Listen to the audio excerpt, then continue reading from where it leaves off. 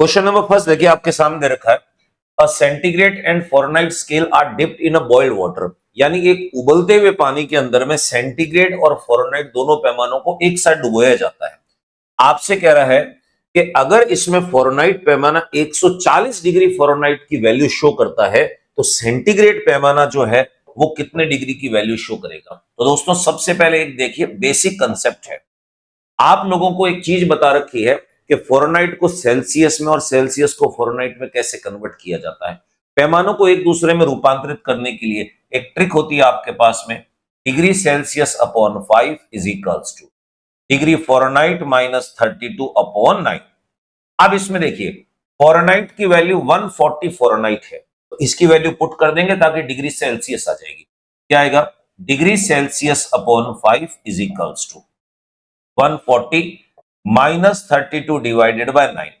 मेरे प्यारे बच्चों 140 माइनस 32 ये होता है 108 डिवाइडेड बाय 9। इसको कैंसिल आउट करो 1 और ये 2 आएगा। 5 से इसको मल्टीप्लाई कर दीजिए, डिग्री सेल्सियस इक्वल्स टू आ जाएगा 60 डिग्री सेल्सियस। आपका जो आंसर है वो तो 60 डिग्री सेल्सियस है। अब एक कॉन्सेप्ट बताऊं, ध्यान से देखना। कई बार बच्चा कहता है कि सर इसको सेल्सियस बोले कि सेंटीग्रेड बोले, तो हमेशा ध्यान रखना कि जब ये पैमाना बनाया गया था सेल्सियस वैज्ञानिक द्वारा CA सेल्सियस, तो 1948 ईस्वी से पहले यानी बिफोर 1948 इसे सेंटीग्रेड पढ़ा जाता था। क्या पढ़ते थे इसको हम? सेंटीग्रेड। और उसके बाद में आफ्टर 1948 इसे पढ़ा जाने लगा सेल्सियस। तो गलत नहीं है ये कि सेंटीग्रेड पढ़ रहे हैं, परंतु ठीक नहीं है अगर वर्तमान में आपसे कोई पूछे कि वर्तमान रिसेंटली सेल्सियस है या सेंटीग्रेड है, तो जवाब आपको देना है ये सेल्सियस है। 1948 से पहले अगर ये सवाल पूछा जाता तब आपका जवाब होता 60 degree centigrade. Question number second देखिए। क्वेश्चन नंबर सेकंड में क्या रखा है? एक मोल आदर्श गैस जिसका प्रारंभिक तापमान T केल्विन है, केल्विन में दे रखा है, रुद्धोष्म रूप से यानी एडियाबैटिकली इसमें 6 आर जूल जो है वो कार्य किया जाता है यदि नियत दाब और नियत आयतन पर विशिष्ट ऊष्माओं का अनुपात यानी ट्रांसफॉर्मेशन रेशियो गामा 5/3 दे रखा है। तो आपसे पूछा है कि फाइनल टेम्परेचर कितना होगा। तो देखिए सबसे पहले क्वेश्चन की नब्ज पकड़नी है। आप लोगों को क्वेश्चन में दे रखा है कि रुद्धोष्म प्रक्रम, रुद्धोष्म प्रक्रम यानी एडियाबैटिक की बात कर रहा है इसमें, एडियाबैटिक। और मेरे प्यारे बच्चों एडियाबैटिक में दो चीजें होती हैं, एक होती है इक्वेशन और एक होती है वर्क डन। सवाल में आपसे कह रहा है कि 6 आर जूल वर्क डन है, तो इसका मतलब एडियाबैटिक प्रोसेस का वर्क डन का फॉर्मूला यूज करेंगे, R upon gamma minus 1 T initial minus T final, ये फॉर्मूला होता है। अब देखिए W की वैल्यू आपको दे रखी है 6R, मान ली R अपॉन गामा माइनस 1। अब गामा क्या होता है? CP अपॉन CV होता है, तो डायरेक्ट दे रखा है, तो 5/3 माइनस 1। T इनिशियल स्टार्टिंग में टेम्परेचर था T केल्विन, फाइनल टेम्परेचर आपको कैलकुलेट करना है। तो देखिए सॉल्व करते हैं इसको, 6R इक्वल्स टू ऊपर R है, नीचे एलसीएम लेंगे 3 आ जाएगा हमारे पास में, 5 में से 3 गया 2 और ये बन गया T माइनस TF। दो काम एक साथ करेंगे, 3 को ऊपर शिफ्ट करेंगे, R से R कैंसिल आउट करेंगे, तो ये बन जाएगा हमारे पास 6 इज इक्वल्स टू 3/2 ब्रैकेट में T माइनस T फाइनल। तो देखिए ये इससे कैंसिल आउट हुआ, 2 cross multiply 4 is equals to T minus T final. Final temperature निकालना है, दोनों को क्रॉस कर दीजिए, तो T final is equals to होगा T माइनस 4। और आप लोगों को पता होना चाहिए आपका आंसर जो है वो किस में आएगा? केल्विन में, क्योंकि ऑलरेडी जो टेम्परेचर दे रखा है वो आपको केल्विन में। अब देखिए T माइनस 4 कौन सा है? T माइनस 4 केल्विन है, T प्लस है, ये अलग है, ये अलग है। तो सेकंड क्वेश्चन का करेक्ट आंसर आपके पास में डी ऑप्शन है दोस्तों। नेक्स्ट क्वेश्चन नंबर थर्ड देखिए। क्वेश्चन नंबर थर्ड में क्या कह रहा है? A Carnot engine operates with a source at 500 kelvin, यानी साथ साथ में डाटा लिखते जाऊं मैं। आपसे कह रहा है कि कार्नोट इंजन जो है वो एक ऐसे सोर्स पे काम कर रहा है जिसका टेम्परेचर T1 जो है इसकी वैल्यू है 500 केल्विन, मान ली बात इसमें। फिर कह रहा है संचालित होता है और 375 केल्विन पर सिंक होता है। और साथ के अंदर में आपको T2 की वैल्यू दे रखी है। सबसे अच्छी बात है कि इन दोनों को केल्विन में कन्वर्ट करके दिया है। उसके बाद कह रहा है इंजन एक चक्र में 600 किलो कैलोरी ऊष्मा की खपत करता है। यानी आपसे कह रहा है कि ये जो इंजन हमारे पास में है इतनी एनर्जी जो है वो खपत कर रहा है। ठीक है, अब कई बार बच्चे ये समझते नहीं है, तो देखिए the engine consumes 600 kilo calorie of heat in one cycle. आप लोगों को ये दे रखा है कि dQ1 जो है इतनी एनर्जी खींच रहा है, तो dQ1 आपके पास में कितना है, ये हो जाएगा 600 किलो कैलोरी। अब कई बार बच्चे बोलते हैं कि सर इसको चेंज करना है क्या? अब ध्यान से देखिएगा, ऑप्शन में आपको कैलोरी में दे रखे हैं तो इसको कन्वर्ट करने की जरूरत नहीं है।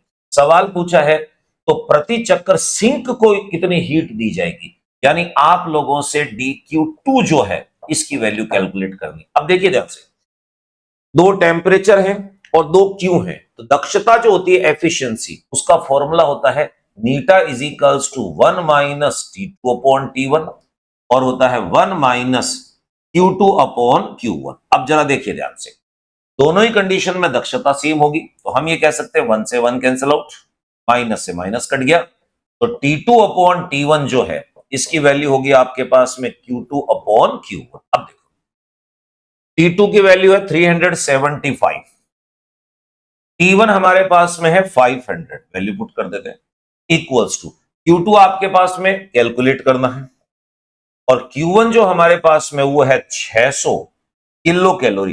किलो कैलोरी को एज इट रहने तो, क्योंकि चारों ऑप्शन के अंदर में किलो कैलोरी मांग रहा है। तो देखिए सबसे पहला काम डबल जीरो से डबल जीरो कैंसिल आउट किया, इसको अगर मैं इससे काटता हूं तो ये हो जाएगा 7 5 35 और ये बन गया 5, यहां मल्टीप्लाई कर दीजिए, Q2 is equals to 75 multiply 6 kilo calorie. अब मल्टीप्लाई कर दीजिए तो Q2 की वैल्यू कितनी आएगी, 6 5 30, ये हो जाएगा 3, 6 7 42, 450 किलो कैलोरी। यानी सिंक को जो हीट रिजेक्ट की जाएगी वो 450 किलो कैलोरी होगी। देखिए सी ऑप्शन जो हमारे पास में है ये साफ बता रहा है कि 450 किलो कैलोरी जो हीट है वो सिंक को डोनेट की जाएगी। थर्ड क्वेश्चन का करेक्ट आंसर सी ऑप्शन दोस्तों। नेक्स्ट क्वेश्चन नंबर 4, रुद्धोष्म परिवर्तन से गुजरने वाली एकल परमाणु मोनोएटॉमिक गैस जो है, आदर्श गैस के लिए तापमान और आयतन इनके बीच का रिलेशन ये दे रखा है। आपसे पूछा ये एक्स की वैल्यू क्या होगी। मेरे प्यारे बच्चों, एक तो आपको ये रिलेशन दे रखा है, सबसे पहली चीज एडियाबैटिक प्रोसेस की बात कर रहा है, एडियाबैटिक प्रोसेस जिसको आप लोग कहते हो रुद्धोष्म निकाय।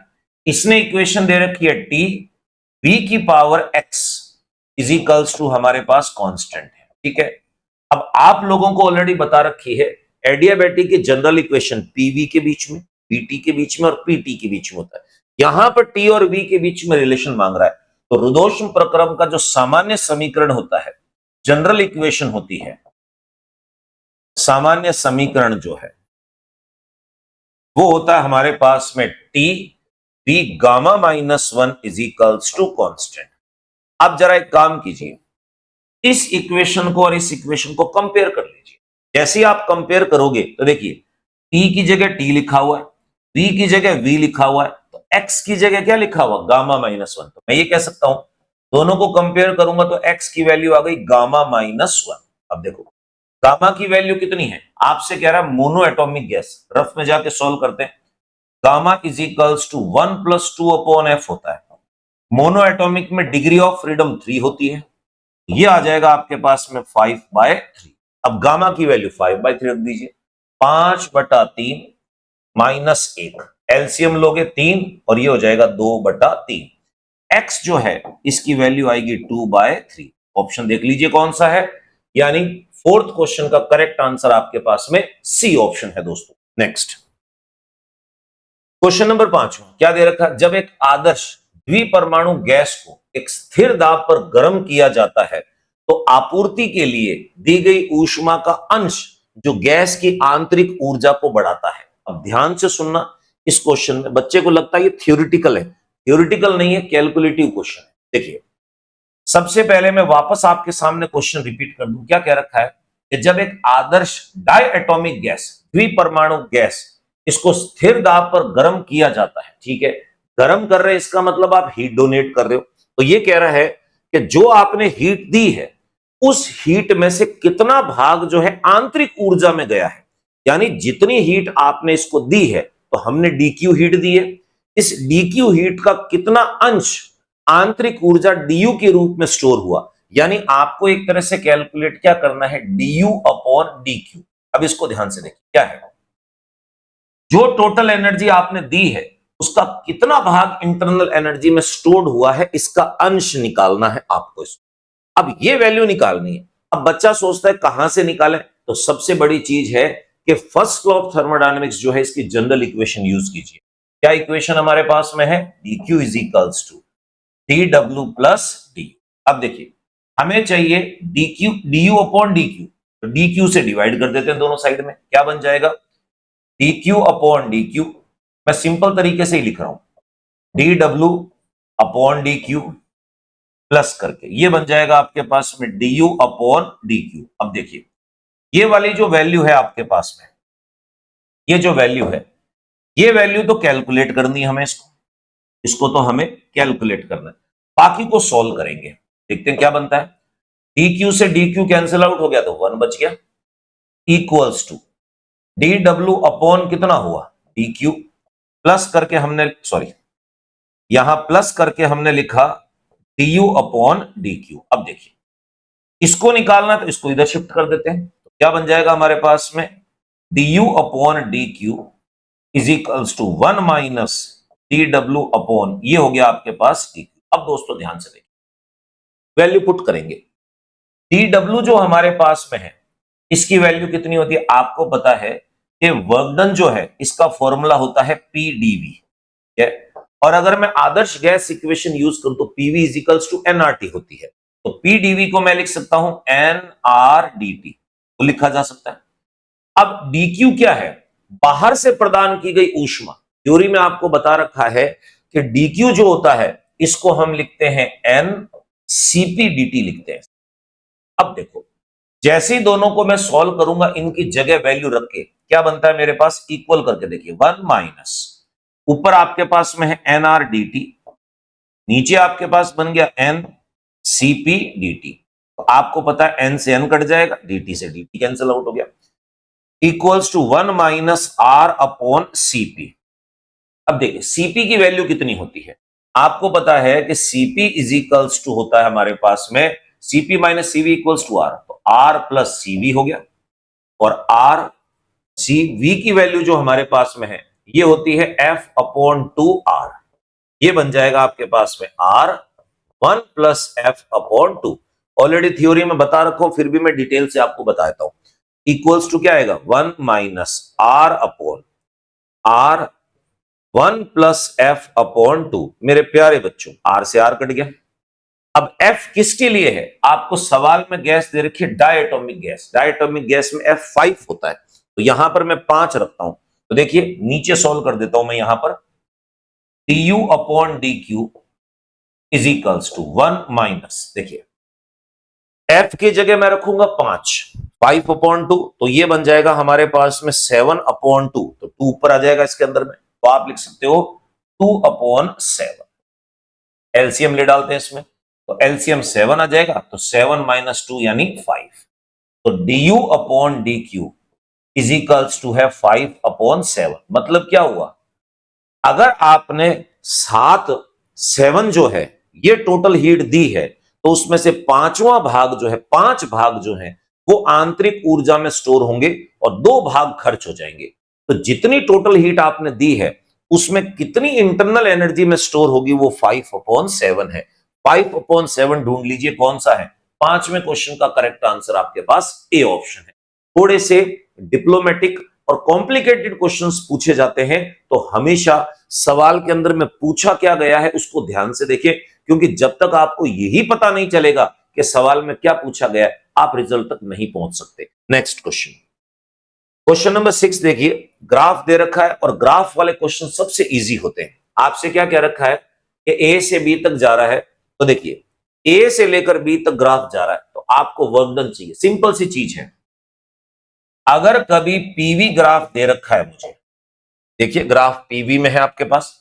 पीवी ग्राफ का जो कार्य होता है, वर्क डन होता है, ये हमारे पास में होता है ग्राफ द्वारा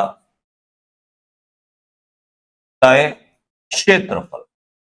क्षेत्रफल जो एरिया कवर करता है वो एरिया। अब देखिए आपको कह रहा है कि तो ए से लेकर बी तक के बीच का जो ग्राफ है, इसका जो कार्य है वो इस ग्राफ का एरिया। तो देखिए ए से लेकर बी तक जो भी ये ग्राफ बना हुआ, इसके नीचे का जो एरिया है वो निकालना है। अब नीचे का एरिया कौन सा, मैं डार्क लाइन से बना दूं। देखो ये वाला भाग जो है, ये पार्ट,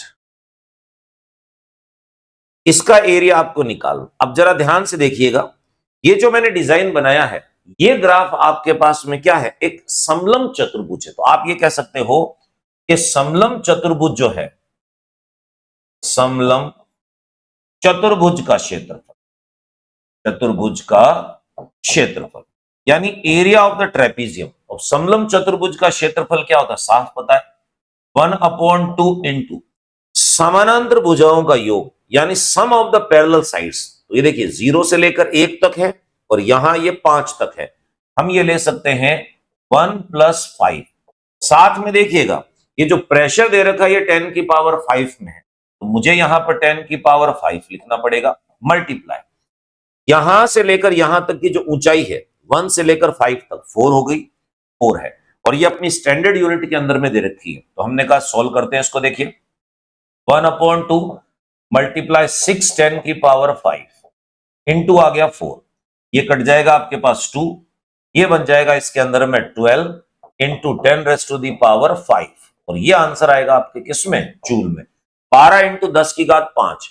अब 12 इंटू 10⁵5 जो है वो आपके पास देखिए सी ऑप्शन जो है इसमें दे रखा है। तो बड़ा सिंपल सा क्वेश्चन है, जब कभी भी ग्राफ दे रखा है और वर्क डन पूछा है तो सिंपल सा है, उस ग्राफ में जिन जिन लाइनों के बीच में वर्क डन निकालना है उसके नीचे का जो एरिया है वो एरिया आपका कार्य होगा। तो आप कह सकते हो छठे क्वेश्चन का करेक्ट आंसर आपके पास में सी ऑप्शन है दोस्तों। नेक्स्ट क्वेश्चन नंबर 7 क्या दे रखा है कि 10 डिग्री सेल्सियस पर 50 किलोग्राम पानी को 100 डिग्री सेल्सियस पर भाप में बदलने के लिए आवश्यक कितनी हीट की रिक्वायरमेंट होगी। देखिए ऑप्शन में आपको सब कैलोरी के अंदर में दे रखे हैं और डाटाज आपके पास में एमकेएस में। तो सबसे पहले हम एक चीज कहते हैं कि स्टार्टिंग चीज कितनी, तो आपको दे रखा है 10 डिग्री सेल्सियस पानी है और इसे कन्वर्ट करना है 100 डिग्री सेल्सियस वाष्प में, भाप में।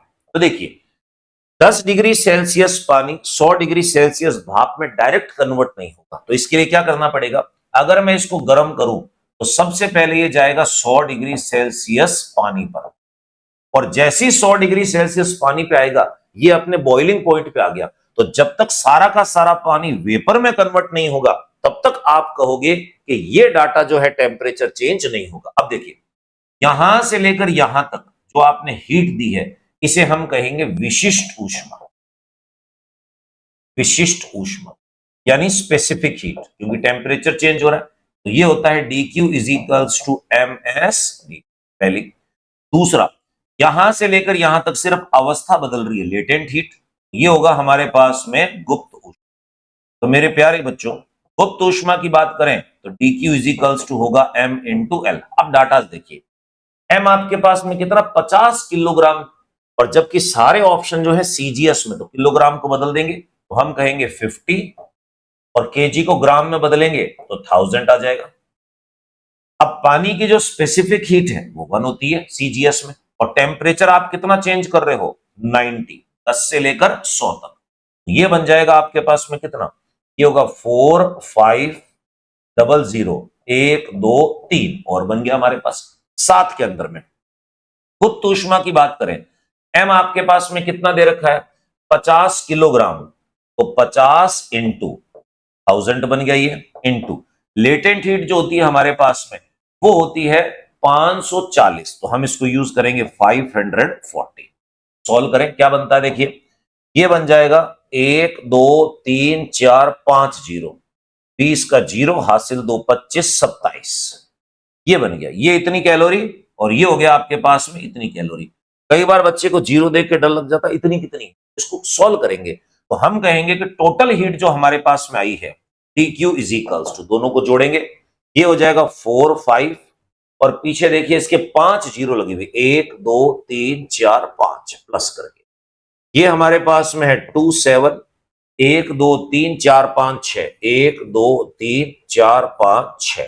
तो देखिए इसको कैसे लिखा जा सकता है, अब देखिए यहां आ रहा है 10 की पावर 6, 10 की पावर 6, किलो से तो बहुत ऊपर की बात आ गई। तो हम एक काम करते हैं, 1 2 3 4 5 6, तो मैं इसको ऐसे लिख सकता हूं 4.5 इंटू 10 की पावर 6, इसको 1 2 3 4 5 6, ये हो जाएगा 27 into 10 raise to the power 6। तो जोड़ लेते हैं इसको, ये बन जाएगा 31.5 into 10 raise to the power 6 calorie. तो देखिए यहां से यहां तक कन्वर्ट करने के लिए इतने कैलोरी की आवश्यकता होगी। अब 31.5 तो नियर अबाउट हमारे पास में 31.3 दे रखा है। 7th क्वेश्चन का करेक्ट आंसर आपके पास बी ऑप्शन है।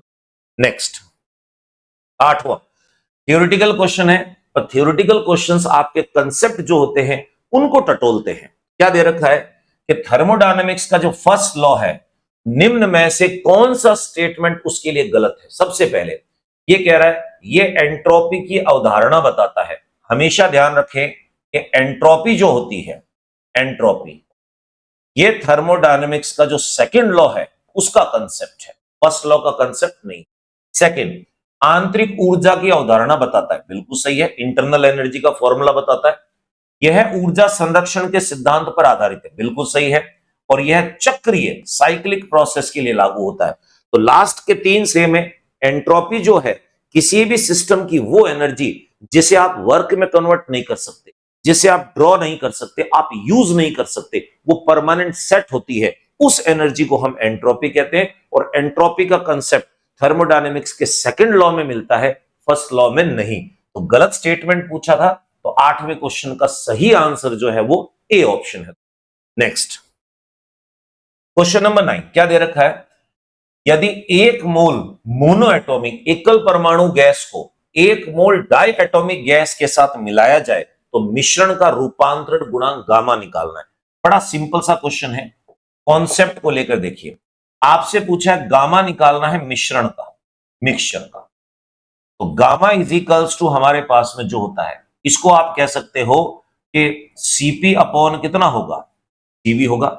अब आपको क्या करना है, मिश्रण का सीपी निकालना है और मिश्रण का सीवी निकालना है। तो मैंने एक छोटा सा काम कर दिया, इसको मैंने फर्स्ट इक्वेशन कह के यहां पर छोड़ दिया। अब देखिए ध्यान से, सबसे पहले हम निकालेंगे सीपी की वैल्यू और फिर निकालेंगे इसमें किसकी वैल्यू, सीवी की वैल्यू।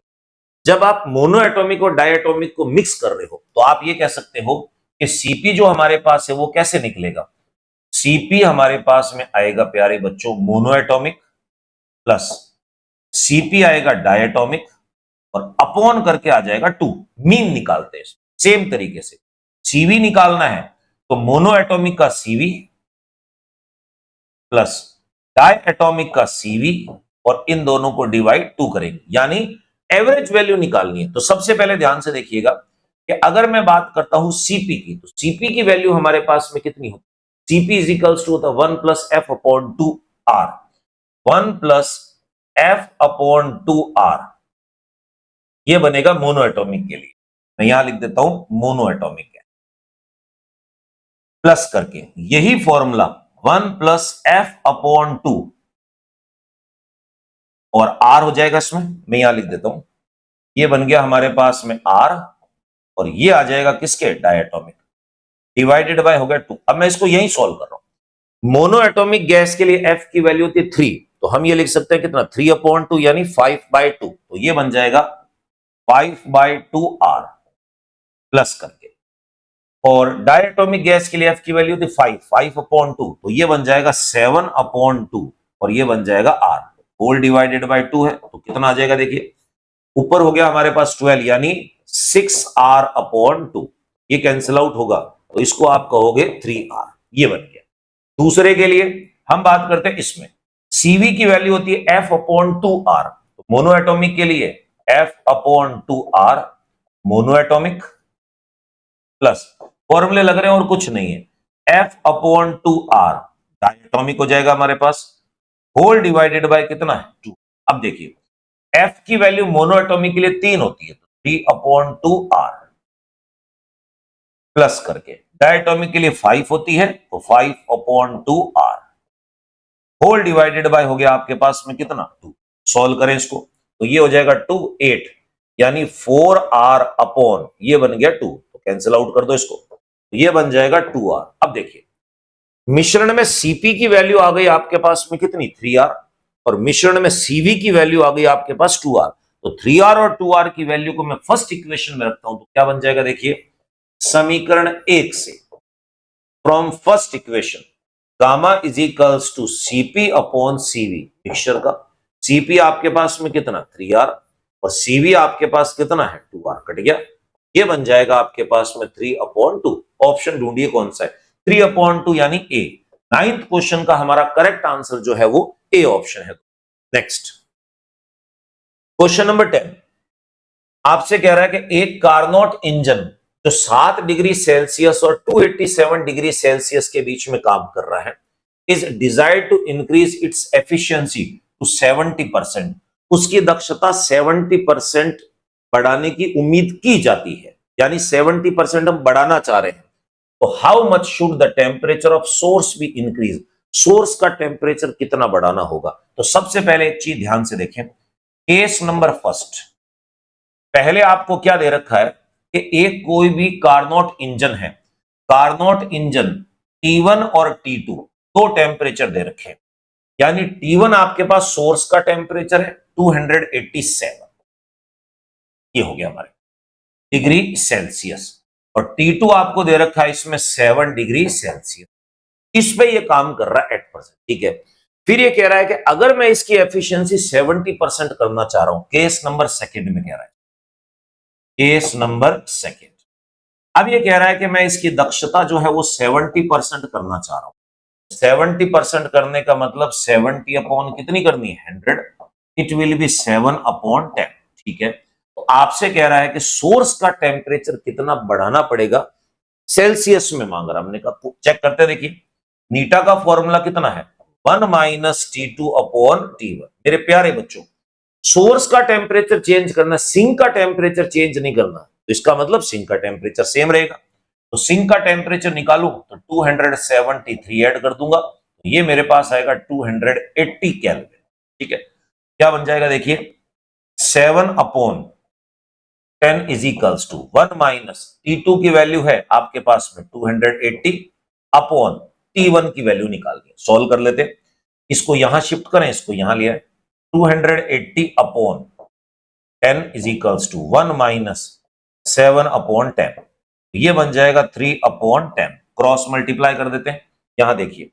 ये आपके पास में जो है इसको मैं T1 लिख देता हूं, ये जो मेरे पास वैल्यू है यहां पर T1 है, जिसको मैंने 10 लिख दिया था। अब देखिए क्रॉस मल्टीप्लाई कर दीजिए, तो T1 की वैल्यू कितनी आ जाएगी आपके पास में, ये हो जाएगा 2800 अपॉन करके हुआ आपके पास में कितना 3 से डिवाइड कर दीजिए, ये कैंसिल आउट करते हैं, तो ये बन जाएगा आपके पास में 9, फिर बन गया 3 पॉइंट डिग्री, सॉरी ये बन गया आपके पास में केल्विन। अब ये कह रहा है T1 का टेम्परेचर इतने केल्विन होना चाहिए तभी जाके इसकी दक्षता 70% बनेगी, तो सबसे पहले इसको सेल्सियस में कन्वर्ट कर दें क्योंकि ऑप्शन सेल्सियस में मांग रहा है, तो T1 is equals to 933.3 minus 273, अब इसमें से इसको माइनस करते हैं, T1 इज इक्वल्स टू, देखिए एक लमसम आइडिया, तो मैं इसको ऐसे लिख सकता हूं कि जब इन दोनों को मैं माइनस करूंगा तो मेरे पास क्या बनेगा 660.3 डिग्री सेल्सियस। अब ये कह रहा है इतना टेम्परेचर आपको करना पड़ेगा, अब पहले टेम्परेचर कितना था 287, तो ये कह रहा है कितना टेम्परेचर बढ़ाना पड़ेगा, तो हम कहेंगे डेल्टा टी की वैल्यू कितना टेम्परेचर बढ़ाना पड़ेगा, तो 660.3 माइनस करके 287।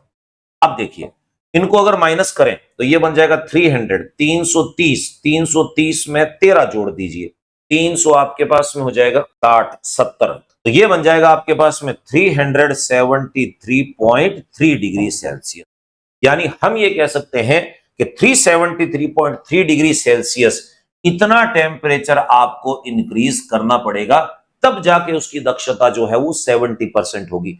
10वें क्वेश्चन का करेक्ट आंसर आपके पास सी ऑप्शन है।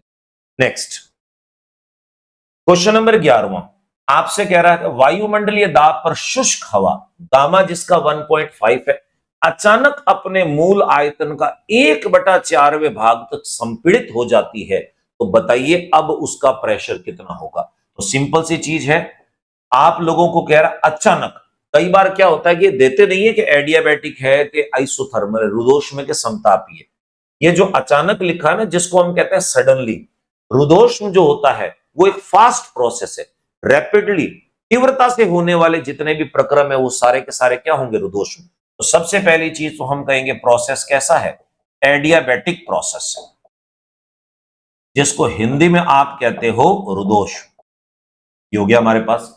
आपसे कहा जा रहा है कि देखिए वायुमंडलीय दाब पर तो P1 की वैल्यू जो आपके पास में वो 1 हो गई, 1 एटमॉस्फेरिक प्रेशर है। उस समय उसकी वॉल्यूम जो थी V1 की बात करते हैं हम, इसमें स्टार्टिंग में वॉल्यूम वो V मान ली मैंने इसके अंदर। आपसे कह रहा है कि अचानक मूल आयतन का 1/4वें भाग तक संपीड़ित हो जाती है, तो V2 जो आपके पास में है वो V/4 होगा। स्टार्टिंग वॉल्यूम का 1/4 हो गया।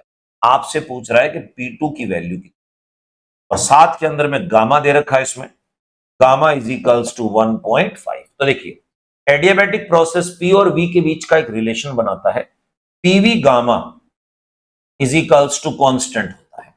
अब अगर इसको मैं दो स्टेप्स के लिए यूज करूं, क्या हो जाएगा, P1 V1 gamma is equals to P2 V2 gamma. P1 की वैल्यू 1 है, V1 की वैल्यू आपके पास में V दे रखी है गामा, P2 की वैल्यू कैलकुलेट करनी हमें, और V2 की वैल्यू आपके पास में है V/4 और इसकी पावर हो गई गामा। गामा भी नहीं रख रहा मैं इसमें, तो नीचे ले जाओ। तो P2 is equals to V की पावर गामा अपॉन V/4 की पावर गामा। अब जब दोनों की पावर सेम है, एक साथ लगा दिया, तो ये 4 ऊपर चला जाएगा, तो 4V/V चल आउट हो गया। 4 की पावर गामा, अब गामा है 1.5, 1.5 को मैं 3/2 लिख सकता हूं, 4 पावर हो गया 3/2। 4 को आप 2 की पावर 2 लिख सकते हो, पावर है 3/2, कैंसिल आउट हो जाएगा। आपका आंसर आएगा 8, यानी 8 एटमॉस्फेरिक प्रेशर।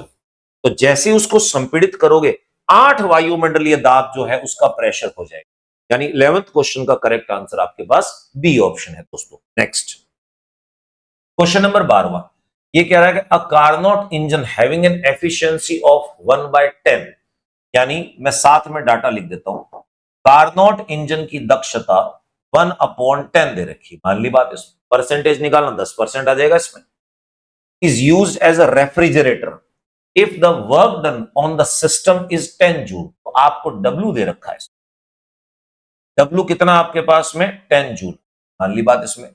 तो बताइए the amount of energy absorbed from the reservoir at the lower temperature is, sink जो है उससे कितनी ऊष्मा इसने खींची है ये बताना है। तो देखिए आप लोगों को पता है कि दक्षता का फॉर्मूला होता है हमारे पास में W/Q1 है हमारे।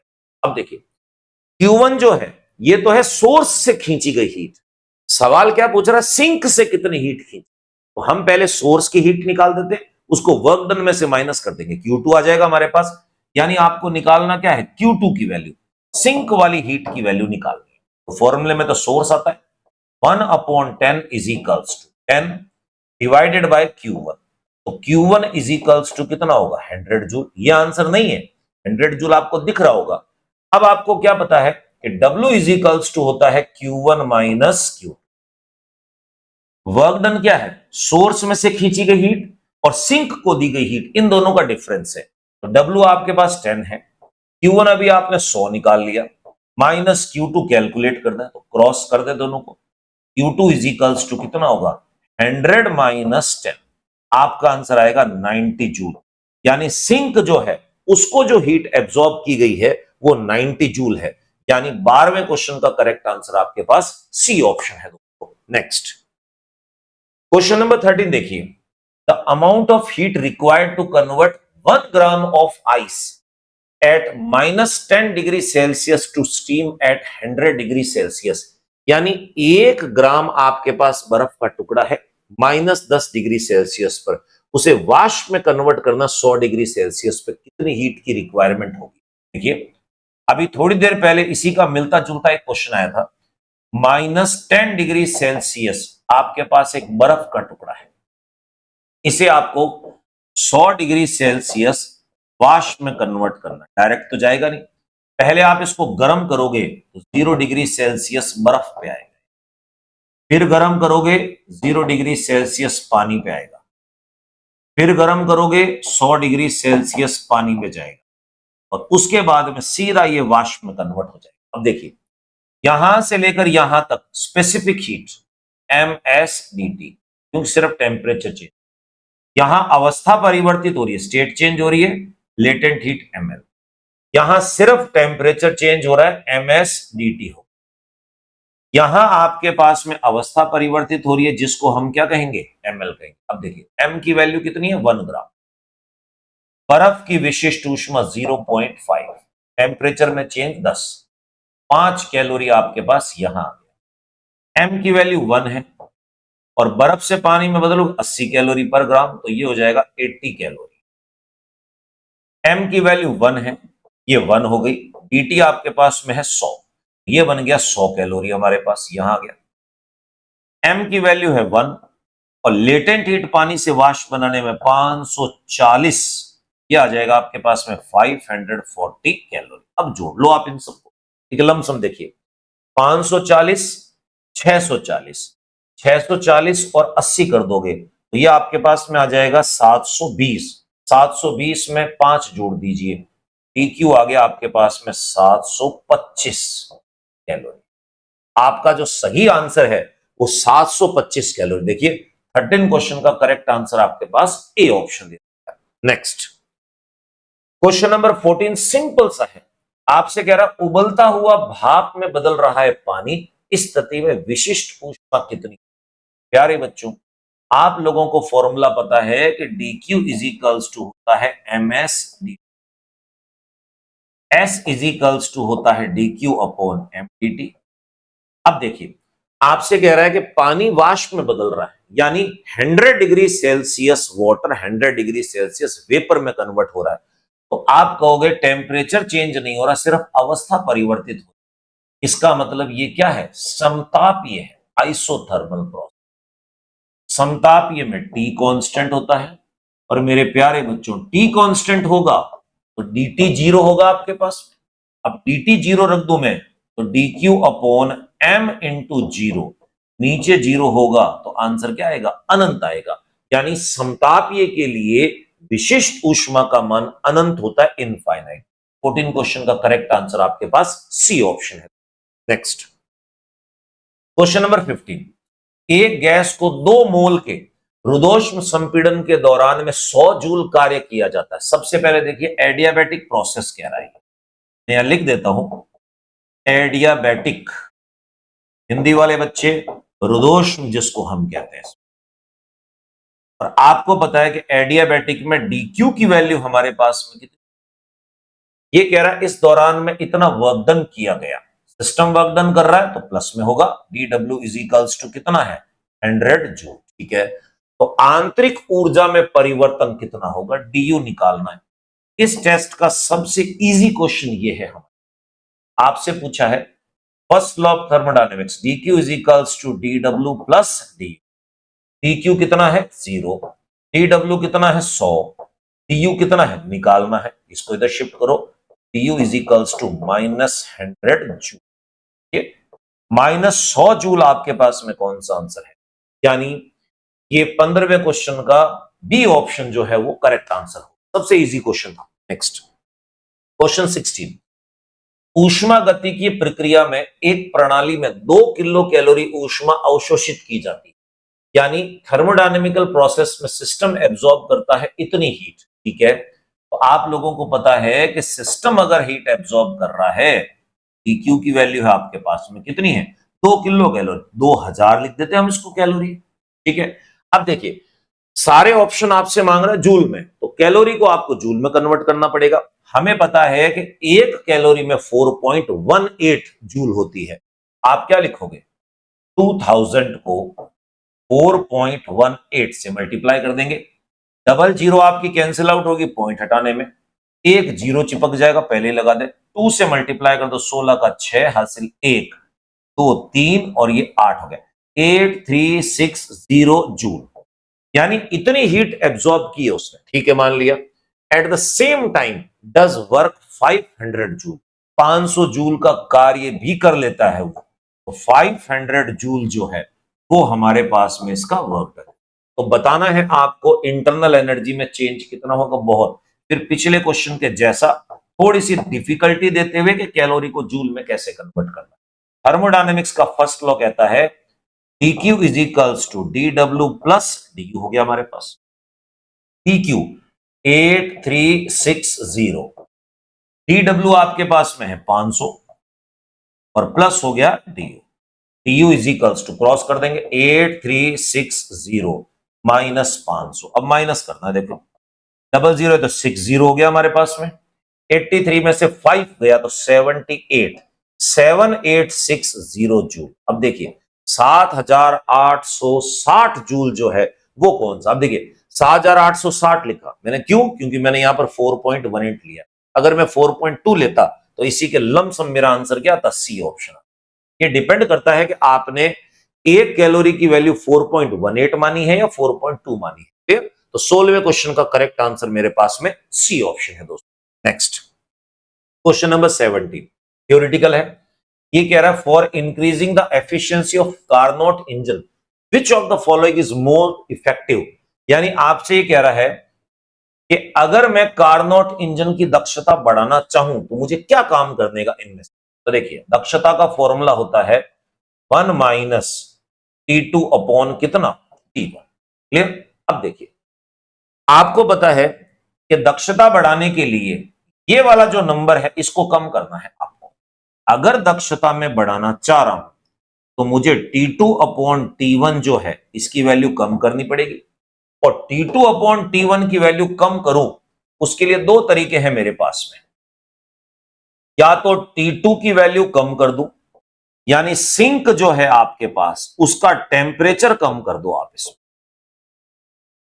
या फिर आप कह सकते हो कि T1 की वैल्यू बढ़ा दो, सोर्स जो है उसका टेम्परेचर आप लोगों को क्या करना पड़ेगा, बढ़ाना पड़ेगा। देखो मैंने फंडा आपको बता दिया, इसके अकॉर्डिंग कौन सा ऑप्शन मांग रहा है। पहला कह रहा है कि स्रोत का तापमान 80 डिग्री सेल्सियस तक बढ़ा दिया जाए, सोर्स का टेम्परेचर बढ़ा दिया जाए। बच्चा कहेगा बिल्कुल काम बन सकता है। सिंक का टेम्परेचर 80 डिग्री सेल्सियस तक कम कर दिया जाए, बिल्कुल काम कर सकता है। दोनों काम कर रहे हैं इसमें। अब दो ऑप्शन तो हो नहीं सकते, एप्रोप्रिएट देखना।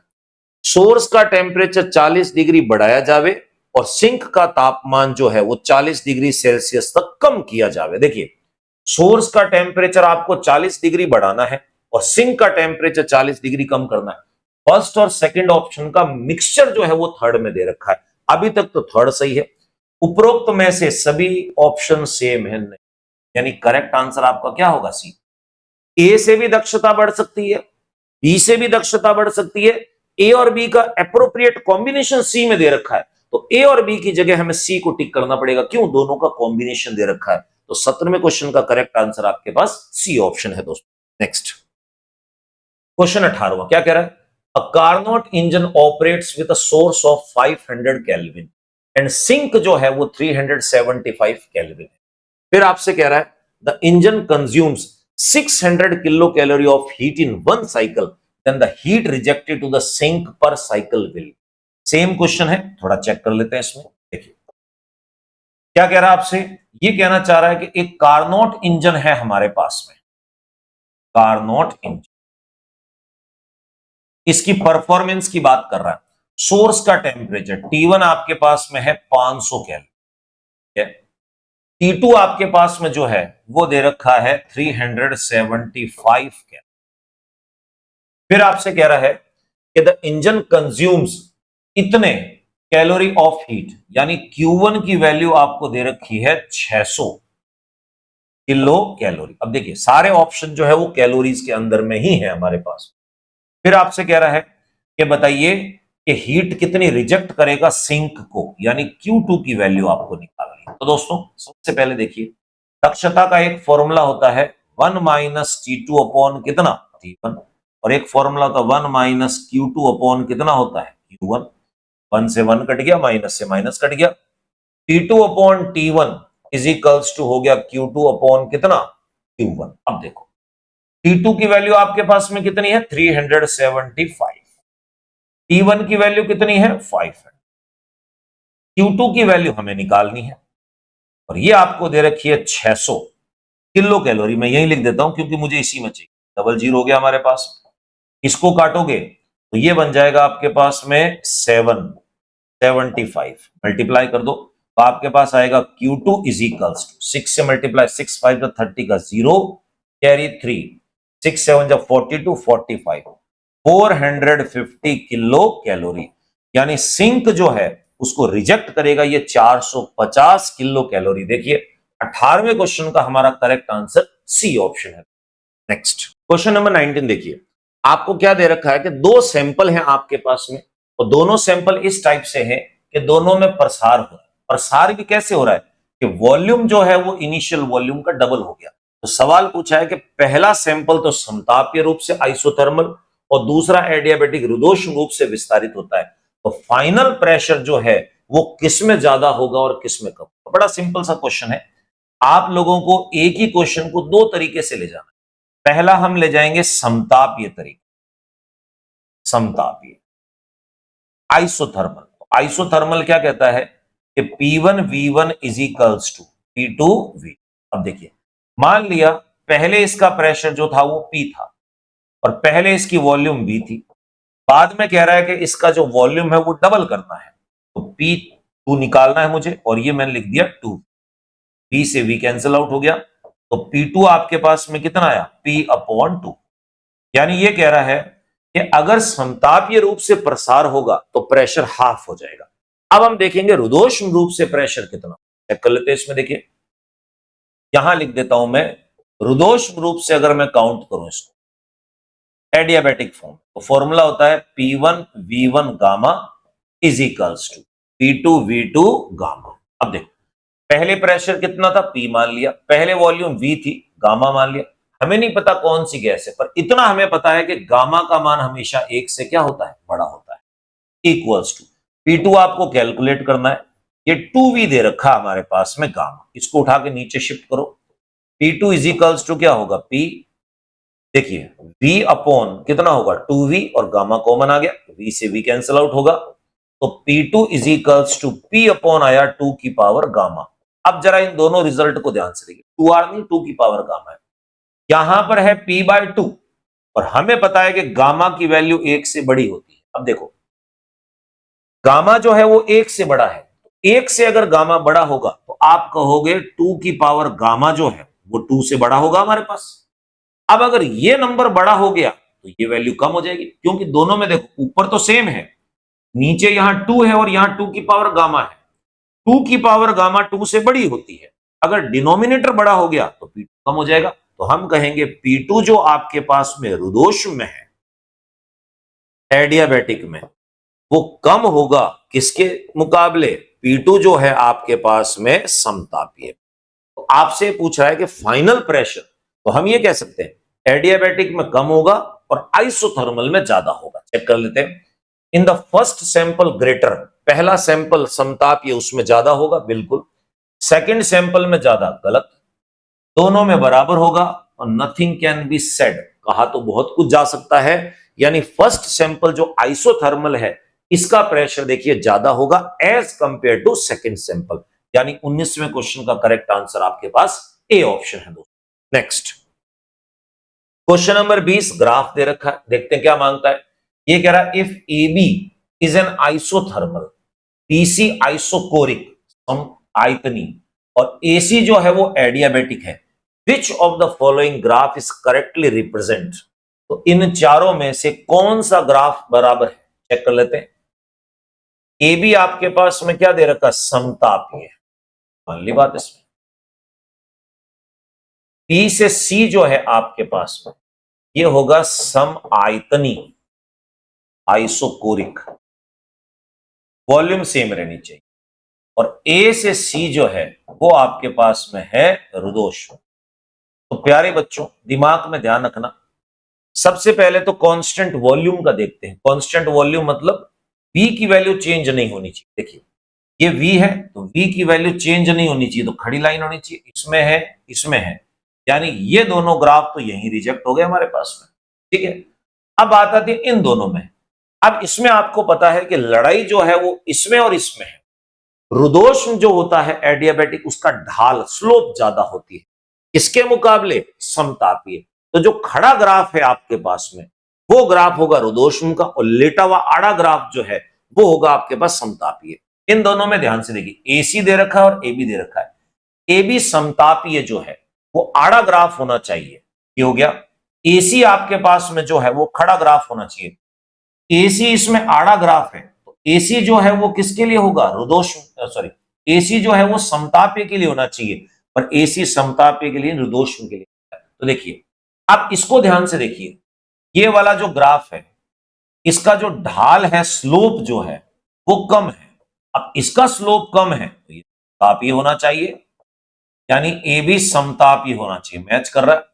और ये ग्राफ को देखो, ये वाला ये खड़ा ग्राफ है, तो इसका मतलब इसका जो ढाल है, स्लोप जो है वो ज्यादा है, तो ये क्या होना चाहिए, रुद्धोष्म। मैं ये कह सकता हूं एसी रुद्धोष्म होना चाहिए, यानी बी ऑप्शन जो है वो हमारे इस क्वेश्चन के अकॉर्डिंग करेक्ट मैच कर रहा है। 20वें क्वेश्चन का करेक्ट आंसर बी ऑप्शन है दोस्तों।